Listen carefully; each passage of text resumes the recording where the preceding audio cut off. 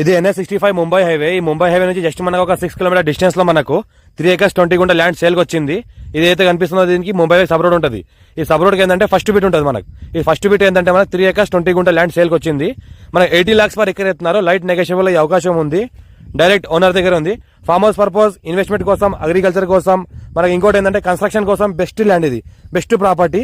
మనకి ఏంటంటే ఇది మొత్తం సీసీతో ఫేజ్ వేసింది ఉంది. మొత్తము ఈ ఫేజ్ ఏంటంటే మొత్తం సీసీ కూడా వేసింది ఉంది. సైడ్ లో చుట్టుపక్కల మొత్తం చూసుకుంటే మొత్తం మనకు జాలీ ఫెన్సింగ్ ఉంది.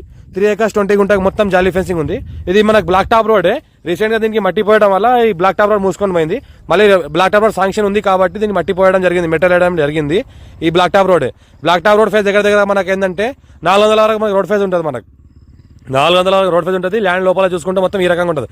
Few red soil area, clear title, score bit, direct farmer దగ్గర ఉంది. మనకి ఇంకోటి ఏంటంటే మనకు ఇన్వెస్ట్మెంట్ కోసం పర్పస్,